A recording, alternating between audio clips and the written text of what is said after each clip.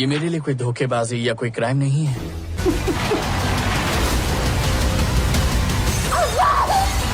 আসসালামু আলাইকুম গাইস, কি অবস্থা সবার? আশা করি সবাই ভালো আছেন। তো আজকে কথা বলবো টপ 5 কোরিয়ান মুভি সম্পর্কে। কোরিয়ান থ্রিলার মুভি দর্শকদের মুগ্ধ করে আসছে, বিশেষ করে তাদের গভীর গল্প, চমকপ্রদ টুইস্ট এবং অসাধারণ অভিনয়ের জন্য। তো গাইস, আপনারা যারা এখনো আমাদের চ্যানেলটিকে সাবস্ক্রাইব করেননি তারা দ্রুত আমাদের চ্যানেলটিকে সাবস্ক্রাইব করে পাশেই থাকবেন। তো আর বেশি কথা না বলে আজকের ভিডিওটি শুরু করা যাক।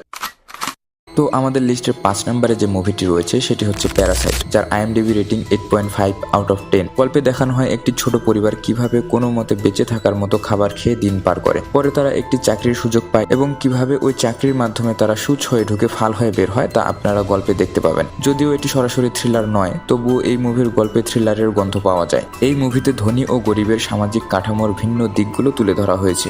आज पहले लेसन में बुरा ना मानो तो मैं भी बैठना चाहूंगी। बहुत सारे आर्ट टीचर्स इस घर में आए और चले भी गए।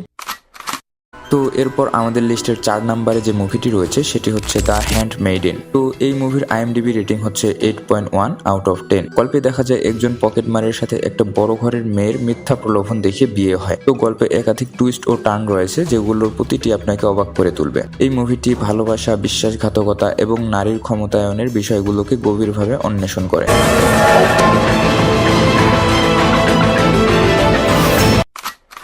তো গাইস, এরপর 3 নম্বরে যে মুভিটি রয়েছে সেটি হচ্ছে দ্য চেজার, যার IMDb রেটিং 7.8 আউট অফ 10। মুভির মূল কাহিনী একজন প্রাক্তন গোয়েন্দার যে এখন দালাল হিসেবে কাজ করছে। তার কয়েকজন যৌনকর্মী নিখোঁজ হয়ে যায় এবং তিনি বুঝতে পারেন যে একজন গ্রাহক তাদের নিখোঁজ হওয়ার সঙ্গে জড়িত। তদন্ত করতে গিয়ে তিনি এমন এক সিরিয়াল কিলারের মুখোমুখি হন যার হাত থেকে মেয়েদের বাঁচানোর জন্য তাকে নিজের সমস্ত শক্তি প্রয়োগ করতে হয়। এই মুভির গল্প টানটান উত্তেজনায় ভরপুর।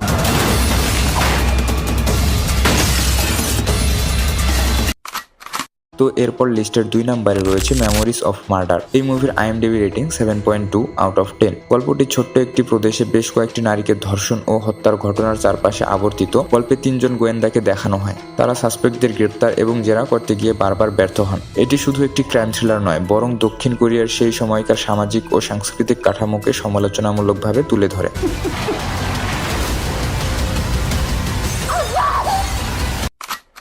তো গাইস, আমাদের লিস্টের নাম্বার 1-এ যে মুভিটি রয়েছে সেটি হচ্ছে আই স দ্য ডেভিল, যার IMDb রেটিং 7.8 আউট অফ 10। এটি একটি সাইকোলজিক্যাল থ্রিলার মুভি। কাহিনী শুরু হয় এক নৃশংস সিরিয়াল কিলার দ্বারা। সে একটি তরুণীকে হত্যা করে যিনি একজন প্রাক্তন পুলিশ অফিসারের মেয়ে। এই হত্যাকাণ্ডের পর ওই পুলিশ অফিসার প্রতিশোধ নেওয়ার সিদ্ধান্ত নেয়। তিনি খুনিকে খুঁজে বের করে এবং এক ভয়াবহ খেলা শুরু হয়। বারবার তাকে ধরে শাস্তি দিয়ে ছেড়ে দেয়। এটি একটি দারুণ প্রতিশোধের গল্পের উদাহরণ। তো গাইস, এই ছিল আমাদের আজকের ভিডিওটি যদি ভালো লেগে থাকে তাহলে ভিডিওটিতে অবশ্যই একটি লাইক দিবেন। আর চ্যানেলে যদি নতুন হয়ে থাকেন তাহলে চ্যানেলটি সাবস্ক্রাইব করে আমাদের পাশেই থাকবেন। আর আপনারা এরপর কি ধরনের ভিডিও চান তা অবশ্যই কমেন্টে জানাবেন। তো দেখা হবে পরবর্তী কোনো ভিডিওতে। ততক্ষণ পর্যন্ত ভালো থাকবেন, সুস্থ থাকবেন, নিজের খেয়াল রাখবেন। ধন্যবাদ।